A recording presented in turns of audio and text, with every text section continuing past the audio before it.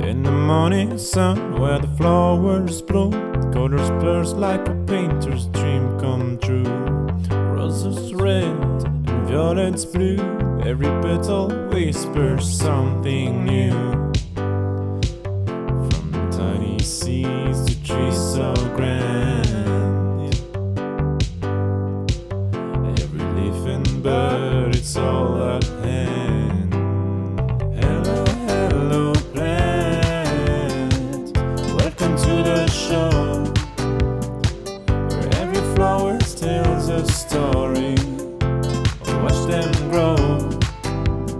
Hello, hello plant, in every shade and hue, for every heart and every hand, we've got something for you.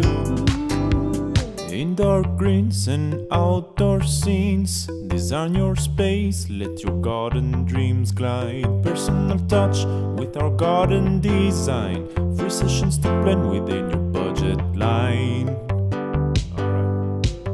From tiny seeds to trees so grand, every leaf and bird, it's all at hand. Hello, hello plant, welcome to the show, where every flower tells a story. Watch them grow.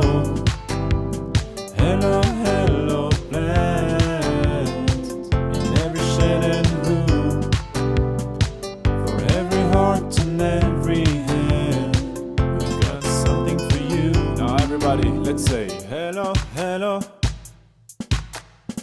hello, hello, hello, hello, hello, hello. Hello, hello plant, welcome to the show, where every flower tells a story. Watch them grow. Hello, hello plant. Hi everyone, and welcome to our live Q&A that we do every Monday. Sorry we're running a little bit late today. We had some technical issues. We're trying out a new camera, so hopefully Chris is looking even more clear and even better. So we did a little poll, we did a little question ask on our Instagram, and so we're going to start with those questions. Hopefully you guys are here and ready to have those questions answered that you sent us in. But even if you didn't get a chance to send through your questions on the Instagram story, just ask them now, just comment them now, and we're going to answer them in live time. So any problems you're having, anything you're curious about, if you're about to start a new gardening project, Chris is here to answer anything and everything with his decades of horticultural knowledge. So without further ado, how are you doing today, Chris? Great, thanks. Looking forward to getting stuck into answering some questions. Perfect. All right, let's get straight into the first question. This was sent through the Instagram story, and it is a question from Sammy. Hopefully you're here today, Sammy. Send a hi if you are. And Sammy's question was, what is the best modern blockout hedges? Okay, modern blockout, I reckon, is probably your sweet viburnum is fabulous, and that's a lot of people now. You've got big buildings, people building two-story houses everywhere on quite small blocks. So you often got areas that have got, most of the day or all day shade, and or you've got under trees and things like that. So with shade and difficult situations, you find your sweet viburnum is really fabulous, and if you've got a situation where one end's shady and the other end's sunny, that's really, really good. Great big green leaf, all green, so it's very good. It's very good for a modern sort of a hedge. Another thing is your maiden hair fern creeper.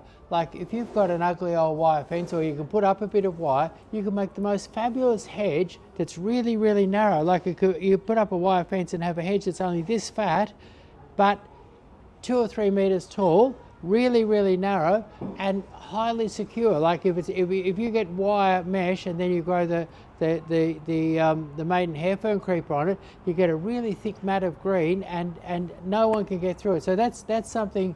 And I'm seeing it more and more in sort of modern garden designs. And then The other one, been around for years but still looks really good in a modern garden, is your weeping lily pilly. Weeping lily pillies, if you pump the water and fertiliser into them, you can get over 1 metre of growth a year. I've seen up to 1.5 metres of growth in a year. So really fast growth, beautiful. If you go on the website, you see beautiful photos, beautiful lush green foliage, fabulous plant. Hardy, easy to grow it almost anywhere, not too terrible a root system. So that'd be 3 sort of modern and interesting solutions for a tall screen. Perfect. Hopefully you like one of those, Sammy. Go check them out on the website if you want to see some pictures. Our next question is from Ashley Smith. Hi, Ashley Smith. Hopefully you are here. Put a little hi in the comments if you are. We're going to be answering your question right now, which is, so they purchased a weeping cherry from us that only has branches on one side. That is very interesting. How can they encourage growth on the other side, Chris? Right, okay. If you're often a young weeping cherry will just be shooting out one way, and if you're taking one home that was doing that, what you do is you put the bald side towards the hot sun. So like face the bald side north, and it will naturally shoot out and come across that way. But really, it's a funny thing. When I was a child and I was working as a gardener, weeping cherries were incredibly expensive, and the lady that I was working for got herself a weeping cherry, and she got this book on how to prune it, and we went out there for years, and we nearly chopped the head off it every year, and I found, and it took years to make a decent head on this cherry. Whereas what I've found since is that if you just let them go, they'll tend to throw shoots. Like I think cultivate around it, plenty of water, plenty of fertilizer, and it'll shoot out and grow. And then also it is a good little trick to put the bald side towards the hot sun. Amazing. Yeah, let us know how you go with that, and hopefully your cherry is going to be looking a lot better and not just bald on one side. Yeah, but not too much trimming, plenty of water and fertilizer. Great. Next question is from Roll with Bo. Hi there. They're asking, what's better to break down heavy clay soil lawn, gypsum in powder form or liquid gypsum? Right. What the real answer is real gypsum. And what it is that ICI put out a product, and it goes out in Bunnings, and it's kind of a white powder, and they call it gypsum, but it's not really gypsum. It's just some sort of chemical byproduct from some chemical process or something like that. And real gypsum looks like beach sand. And for real gypsum to work, you need to use 3 kilos per square metre and cultivate it in. So most people don't use enough gypsum, and most people don't use real gypsum. Real gypsum can be got from a proper fertiliser supplier like E.E. Muir and Sons.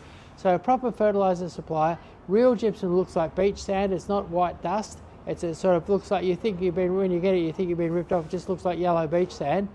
And 3 kilos per square metre will make a difference in the soil.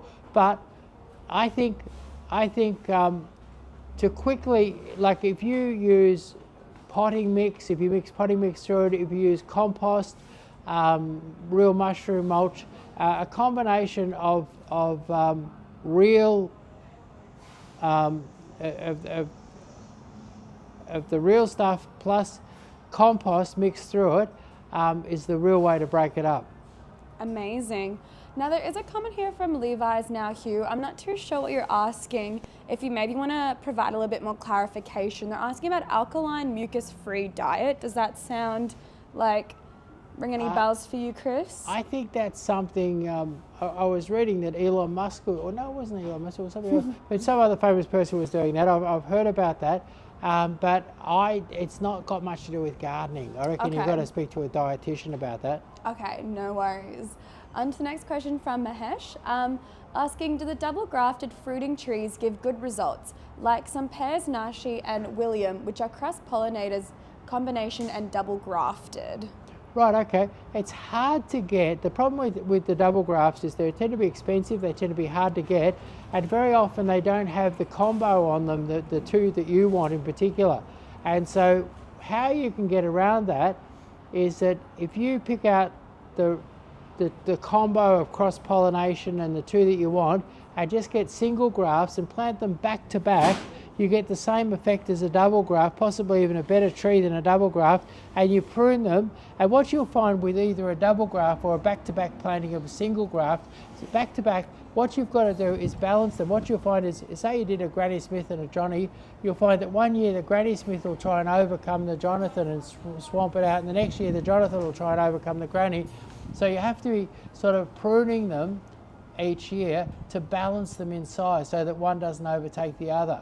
And that's what I've found. And that doesn't matter whether it's a double graft or a back-to-back, but back-to-backs are really handy because back-to-backs you can choose the two that you want and put them back-to-back and grow them as one tree. Okay, interesting. Yeah, let us know how you go with that, Mahesh. Hi, Susan. It's great to see you every week. Your question today is, are camellias a good choice for new gardeners? Will they tolerate frost and hot summers? Zone 4 in the Wimmera, Victoria. Right, okay. I think out in the Wimmera, if you could get them out of the hot afternoon sun, you're going to do a lot better. And also you want nice acidic soil, and so mixing some nice fine crushed pine bark through the soil will tend to acidify the soil. So I'd acidify the soil with fine crushed pine bark all through it, and I would try and get them out of the hot afternoon sun. But some of your tougher ones like Volunteer and some of your Sasanquas will tolerate the hot sun, but they will do better if you get them out of that hot afternoon sun and you loosen up your soil and mix a bit of fine crushed pine bark through it to make it more acidic. Great, and just a little follow-up there from Susan as well. If camellias are hardy, should I add special nutrients, etc. to them? Look, they love their Osmocote, they love their fertilizer, and also Osmocote does a fertilizer which you can get in Bunnings. It's Osmocote liquid fertilizer for acid-loving plants. That would be a fabulous thing to put in with your Osmocote pellets. But the real trick will be getting that fine crushed pine bark and mixing that through the soil, and that will acidify your soil. Great, and also if you want to know anything more about camellias, Susan, we got a really great article that we posted a couple of weeks ago. I believe it's like the versatility of camellias. It's titled something like that. And it really takes you through all the different camellias we have and like their strengths and their applications. All right, next question is from Ray, saying, my pencil pines lost branches in one side after too much rain 2 years ago. How can it grow branches again? Is making cuts to the bark on top of buds work? It does work. Also, you could tie, if you move branches around, like move them around the tree and then tie them into position, they'll then grow into that position. So you might, if you've got a bald spot, if you can cover it with moving a branch from somewhere else and then tie it with a bit of wire or black electrical tape into that situation, you could then cover it up that way. But also cutting into the cambium layer can encourage shoots to come out of the bark. Amazing. And we got a question here, which I think someone actually already answered in the comments, so thank you for that. Just wanting one of us, from the admin, to list down the 3 hedge names that Chris gave when you were talking about the modern hedges, but someone already said sweet viburnum, maidenhair fern creeper, and weeping lily pilly. Does that sound right when we were talking correct. about the modern blockout hedges? Yep. Great. Well, thanks so much from 384 for commenting that and giving them the answer. Our next question is, let's see, from Shez, who says, hi, can you plant a dwarf golden delicious with a dwarf pink lady? Will they pollinate each other? We'd have to, Emlyn might look that up for us, I'm not sure. Ooh, a question that's stumping Yeah, Chris a little yeah, bit. This is a very rare occasion. We just need to double check that. I suspect they What's might. Golden delicious and pink lady. It doesn't really matter about the dwarf, it just got, yeah. We'll check that out. Next question, let's do the next question, we'll come back to that in a minute. Right, just give me a second. Yeah, sorry, we're just gonna look at the comments again. All right, next question is from 384. When should the sweet viburnum be pruned and how aggressively? When they're young, like what it is, your sweet viburnum is just about to have shoots come all the way up and down the stems and bush right up. So any branches that are a bit too long or a bit too wide, whip them off now, but don't cut it any harder than what you need to. So just knock it into shape, and then you'll find all new shoots will be coming over the next few weeks. Exciting, especially in these very, very cold Yeah, days that we're I've noticed having. the sweet viburnum start moving early. Amazing. Next question is from Johnny, asking any secrets to improving my hydrangeas over and above plenty of water and avoiding hot afternoon sun. Right, plenty of water, like the hydrangeas is some sort of Latin term meaning water lovers. So plenty of water and plenty of manure, something like even a fairly mild sort of a thing like a dynamic lifter or Osmocote. They're gross feeders, so plenty of water, plenty of manure, and you'll be in business.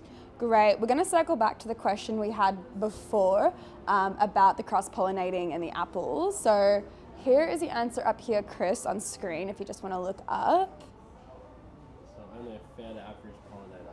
Yeah, so Google, it says Yeah, only so- a fair to average pollinizer of its parents, Lady Williams and Golden Delicious. Yeah.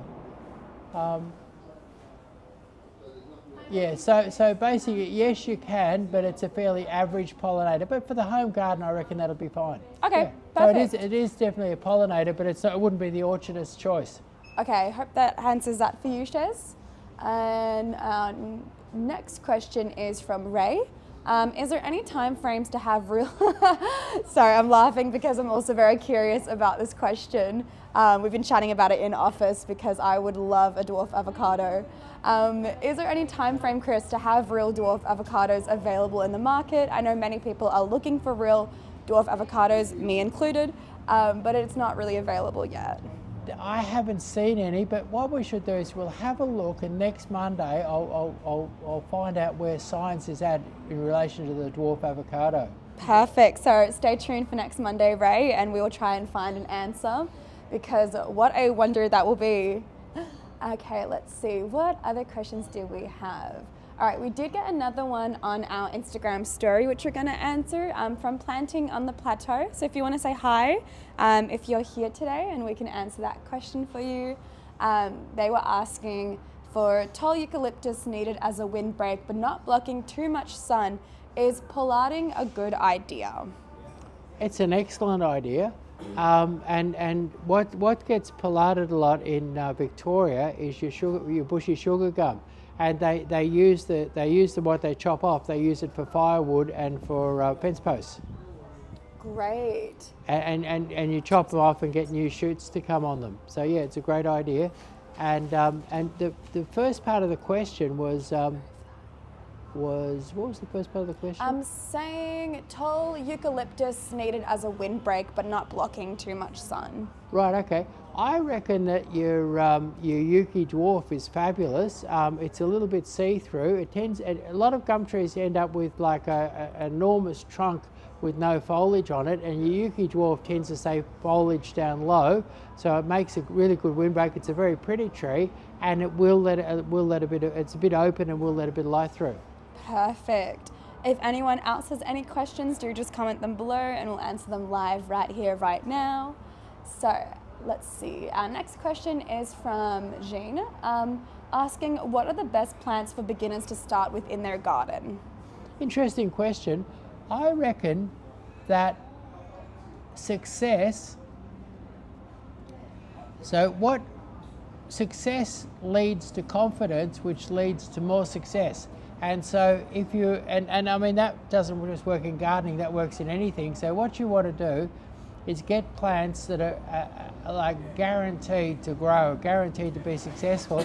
And things like I'll just name a few things off. Like we sell a thing called an Oshiki willow, and we sell it as a standard or as just as a bushy one.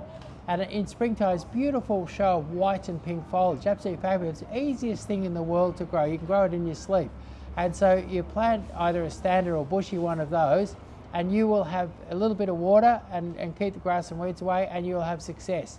A seaside daisy is another thing that would just give 99% of people fabulous success. You plant a row of them around the edge of your garden or something like that. And seaside daisies grow in no time, covered in lovely little sort of mixed white and pink flowers. Another thing would be a Mexican sage. And Mexican sage, you can get it in a blue or white, lovely big bush, flowers for about 6 or 7 months of the year. Just at times to be absolutely covered in beautiful purple flowers or white flowers, depending on which one you get. But Mexican sage, you're pretty much guaranteed to succeed. Another one would be sea lavender. Now I've seen sea lavender grow in the harshest of spots, terrible soil, and that'll give you a beautiful big blue flower. almost all year round. So they're all plants, and say you wanted a hedge or a screen, a Photinia robusta would grow for anybody almost anywhere. Frost, heat, cold, terrible soil, loves a bit of water, loves a bit of chicken manure. But basically, so they would all be plants that would guarantee success, and then with that success you would get confidence, and then you could go to perhaps more difficult and exciting plants. So, so many great options there. And yeah, what you really want is just building your confidence, because gardening is a really great hobby to have, but it can be quite disheartening if you planted something, you're really excited about it, and then it just dies on you. Yeah. So when I get a young couple in here for a garden design, and it's their first garden and they're looking a bit nervous, I really, they'll say, can we put gardenias? You say, oh no, let's not do that. I really try and steer them towards things that will give them a win, give them success straight up, and then you'll often see them a couple of years later and they'll be in here buying something more sophisticated or more difficult, but they're doing it with the confidence they got because that first lot of stuff all grew. And that's the way to get people going, is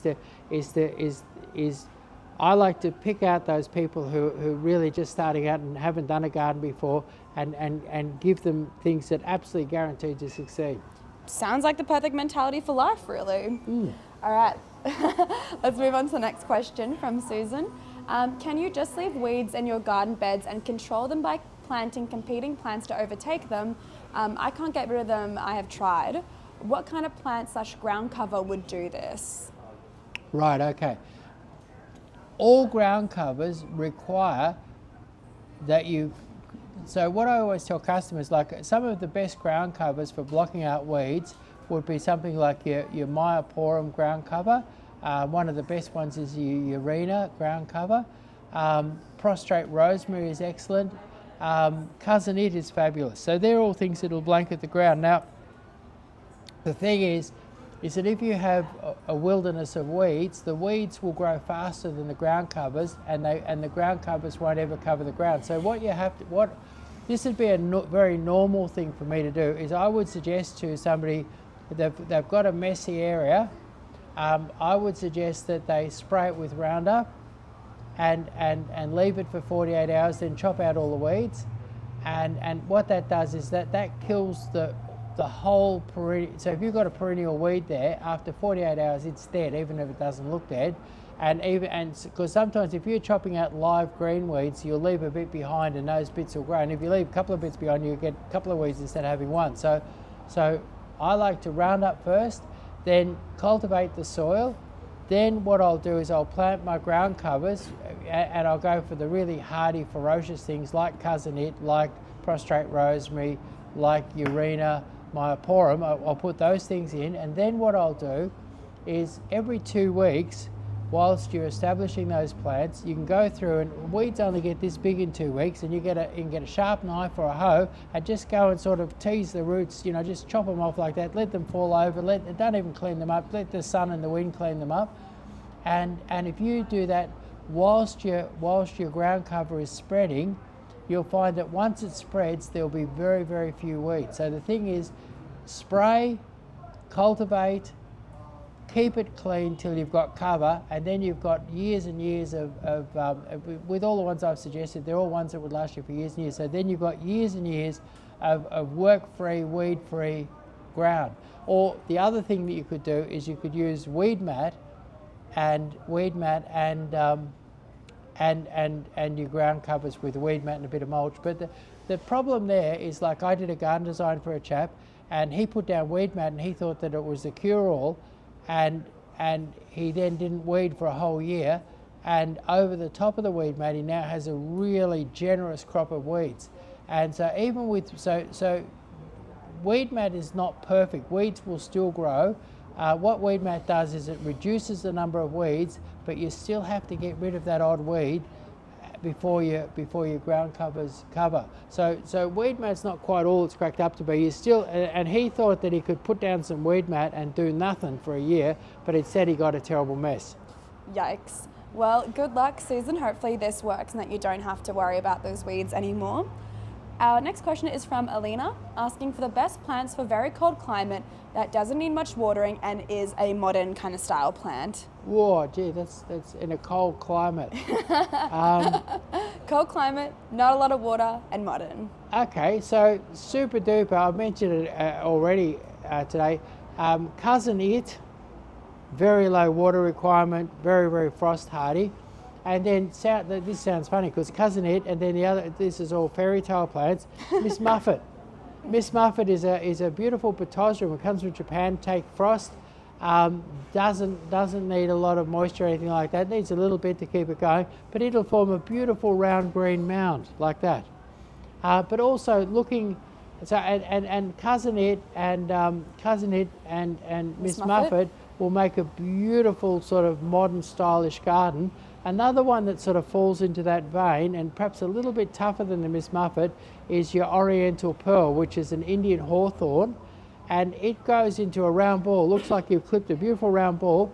Fabulous crop of white flowers in late winter, early spring. Lovely dark green glossy round ball for the rest of the year. Beautiful plant, and that requires very, very little moisture. Looks very modern and very smart. Amazing. And just another add-on from Alina, asking for a good hedge for the cold climate. Okay. It depends how big a hedge you wanted, but say I watched that show Escape to the Country, and the hedge that you'll see all over England where it's very, very cold in the winter is you see cherry laurel, and we have a few cherry laurels here. They're a little bit hard to get, but cherry laurel, green, lush, fast, beautiful, luscious hedge, and very, very cold hardy. The reason why I grow it is that out the back of here, you've got places like Trentham and all that sort of high country up there, sort of across to Ballarat, and people up there often come in and they're looking for a lush green hedge. A lot of people do Photinia hedges, but some people don't like that bright bit of red. But Photinia hedge is the other one for that cold country. So Photinia and cherry laurel if you want really lush and green, and super duper hardy, and with a bit of water and fertilizer, very, very fast. Great, and would those options still work for a front hedge of about 2 metres? Yes, cherry laurel or Photinia would both work extremely well. Perfect. Keep the questions coming, guys. Our next one is from Bruno. How can I improve soil quality in my garden naturally? Start a compost heap. Add a little bit of lime and that to your compost heap, but start a compost heap. And a lot of people like they sell those plastic bins with no air holes in them, and you put your stuff in, your rubbish in there, and it kind of mummifies into some repulsive big jelly sort of lump, and it's disgusting. Terrifying. Yeah, terrifying. And then a lady was asking me for help to how to dispose of this giant jelly lump that she had out there. And but when I was a kid, I was brought up in the Dandenongs, and people had fairly big gardens and fairly small wages, and so they would have to fertilise and do everything off the property. And basically what we did was that we would get the household scraps, we'd get any manure from the cow or the chooks or whatever, and we'd get a little bit of soil, and we'd put down a layer of organic matter, put down any fertiliser that we could find in the form of animal manure, and then we'd put a layer of soil on top of it. Then we'd start our next layer of organic matter, and each layer of stuff was maybe, like our soil we'd only do 1 or 2 inches thick, and our organic matter we'd do probably 25-30 centimetres thick, and we'd build it up in a pyramidal shape. And the thing that the advantage that had over having one of these plastic drums is that the air could breathe, and so the air would come into it. And what composting is, it's actually a slow fire. There's no flames, but if something's composting really hard, it'll actually be a little bit warm. And so it's a slow fire, and what fires require, the main thing a fire requires is oxygen. So having sort of like, you can do it in a pyramid like we did, and we didn't have any sort of structure, or you can use some sort of wire netting or something like that. But the main thing is to have it fairly open and have plenty of oxygen in it, but a really good compost heap And then compost has miraculous, particularly if you can mix a little bit of animal manure through it, has a miraculous effect on the soil. You get beautiful soil, beautiful vegetables with good quality compost. And you can use leaves that fall, and you can, we used to go next door and get the leaves that fall next door. So you can use leaves that fall, you can use lawn mowing clippings, and you can use household compost and any waste from pets. Like one time I got my partner to start for the cat. I said, look, go and buy the little Lucerne pellets for the cat. Get the cat to go on that, because Lucerne's fabulous compost, and then we'll use the cat waste combined with Lucerne, and that'll really add some fertility to our compost heap. So there's lots of cunning things that you can do to get fertility, like using your cat waste, using the little Lucerne pellets instead of the white powdery rock stuff that they have. All right, amazing. We are going to start rounding up our live Q&A, but don't worry if you didn't get your question answered or you have one that's super pressing. Just come to our next live next Monday. We run this every single week, same time, 12 p.m., and we answer all your questions in live time. So I think we're gonna make space for one more question. So if you have something, comment it now. If these lives are resonating with you, or you have any friends or family that are also getting into gardening, please do share this. We really want to make gardening accessible for everyone, because there is a lot of information when it comes to gardening, and it can be quite hard knowing what to do, or if something's going wrong, how to fix it. And yeah, we would just really love to build a community of gardeners that can grow and learn and have really beautiful gardens. So let's see. Our last question for today is going to be from Katismo888. And they said that they were growing rosemary in a pot, but it died after a year. Do you have any explanations for why that might have happened, Chris? Or what should you be doing when you're growing rosemary in a pot to keep it happy and healthy? Okay, this really applies to almost any plant, is that calcium, like rosemary loves a bit of calcium, and calcium in a year will completely, when you're watering every day or two, it'll completely wash. All calcium is water soluble, all calcium will be gone out of that soil, and that makes it really, and then your rosemary will go a bit yellowish and things like that. And then fertilizer, if it's not been fertilized, say with Osmocote or liquid fertilizer or something like that, the combination of no fertilizer and no calcium could lead to the demise of your rosemary. So what I would do is that if you put a bit of lime every 6 months or 12 months onto your rosemary, and and dolomite lime's a good one to use, but most plants in a pot are going to need a bit of lime occasionally, because they run out of calcium. And that's why people will often have an English box topiary in a pot, and it'll go a bit yellow. They'll chuck a bit of Osmocote on it, it won't really pick up. It's because there's a lack of calcium or lime there. So I would say that put another rosemary in a pot, give it lime every 6 months, give it Osmocote every couple of months, and I reckon it could thrive. Perfect. Amazing. We are going to sneak in one more question because Alina asked one. I figure why not? But I just want to quickly say, no stress from 384. You have a whole week to, jot down any questions that come up for you. If you have any at the moment, just write them down, or if they come up for you throughout the week. And we're going to be back here again Monday, 12 p.m. So you can bring them there. We also typically put up an Insta story where you can send in your questions as well. And we answer those first before getting to the other questions. All right, so very, very last question for today is, Alina, can you explain how to care for Pitosarum silver sheen that they just planted and they're only quite small at the moment? Right, okay. With Pitosarums, the main care occurs during the planting.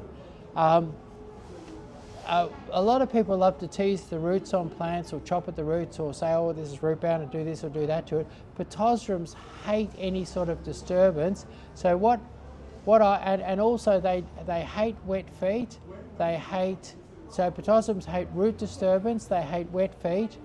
And so what I would do when planting any sort of Pitosarum is that I would dig a big hole, and if it's heavy soil, I'd mix in a nice lot of potting mix or something like that, and I would plant the potassium up high in the hole.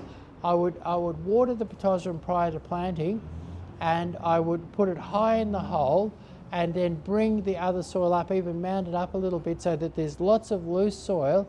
And for say most of Melbourne sort of clay soil, if you had a 50-50 mix between potting mix and the heavy soil, if you mix it 50-50, have a nice deep layer underneath the pot, have the potassium sitting on top, even mount it up a little bit like that, lots of loose soil, pop a little bit of Osmocote on the top so that when you water the Osmocote goes down.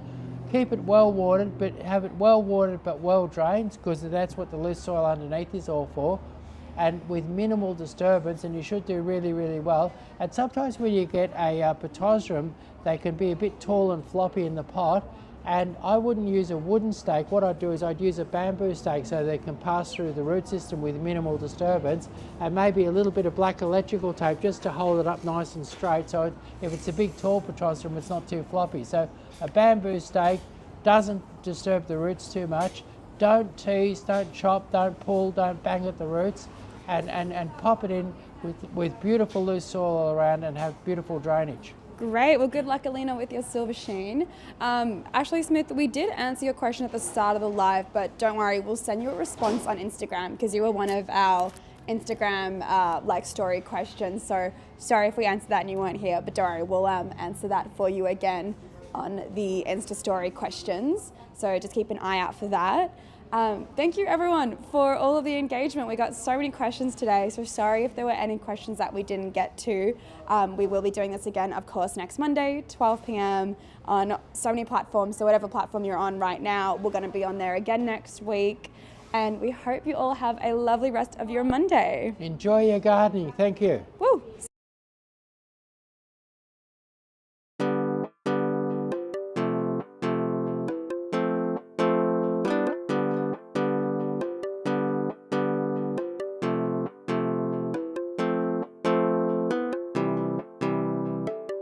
In the morning sun, where the flowers bloom, colors burst like a painter's dream come true. Roses red and violets blue, every petal whispers something new. From tiny seeds to trees so grand, every leaf and bird, it's all at hand. Hello, hello plant, welcome to the show, where every flower tells a story.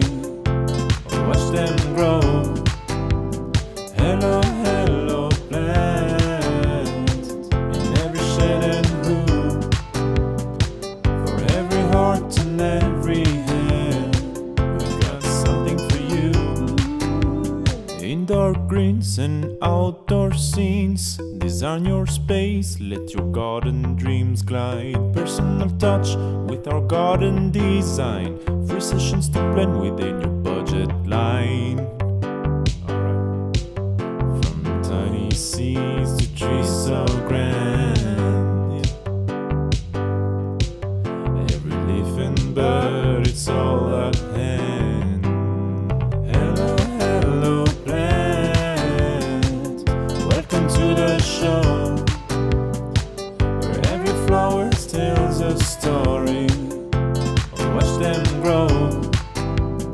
Hello, hello plant, in every shade and hue, for every heart and every hand, we've got something for you. Now everybody, let's say hello, hello, hello, hello, hello, hello, hello, hello. Hello, hello plant, welcome to the show, where every flower tells a story.